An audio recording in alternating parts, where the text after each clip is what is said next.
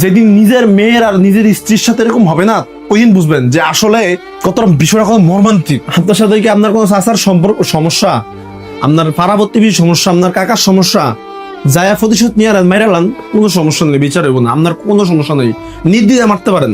যে দেশে দর্শকের বিচার হয় না, একটা শিশুরে মাইরা অর্ধেক করে ফেলে, তার বিচার হয় না, তার বিচার হইব আদালতের রায় হইব, রায় হওয়ার পরে তারে কাঠগড়ে দাঁড়া করাইবো, তার স্বীকারোক্তি নিব, তারপরে মানে সে এখনো স্বীকার করে ফেলছে, তার কোনো সমস্যা নাই, আদালতে যা স্বীকার করতে হইব, তারপর একটা ফর্মালিটিস মেনটেন করতে হইব না, তারপর না তার শাস্তি দিব। যেদিন নিজের মেয়ের আর নিজের স্ত্রীর সাথে এরকম হবে না, ওই দিন বুঝবেন যে আসলে কতটা বিষয়টা কত মর্মান্তিক। মানে আপনার দর্শক, উফ, আমার কাছে খুব ঘৃণার লজ্জিত মনে হচ্ছে যে আমি এটা নিয়ে ভিডিও বানাই।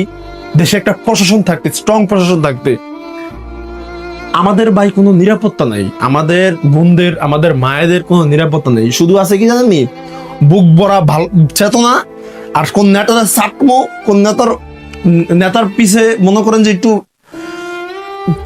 সাডুকারিতা সাইটটা, তারপরে আমার ওই ওই ওই নেতার কাছে ভালো, ওই আমি সব বিচার পাবো, আর ওই নেতারা কিছু কলা যাবে না। কারণ ভাই আপনাদের তো ছেলেরা, আপনাদের মেয়ে ছেলেরা, আপনাদের স্ত্রীরা তো উন্নত কালচারে বড় হচ্ছে বাহিরে।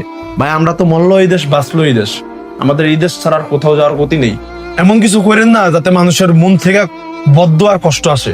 20 কোটি মানুষের কষ্ট আর মনের বদ্ধ থেকে অনেক কিছু হইতে পারে ভাই। আল্লাহর ওয়াস্তে বিচারটা করেন, পরে এমন সাজা দিবেন যাতে নেক্সট টাইম আরেকটা ক্রাইম কেউ করার আগে 3 বার ভাবে।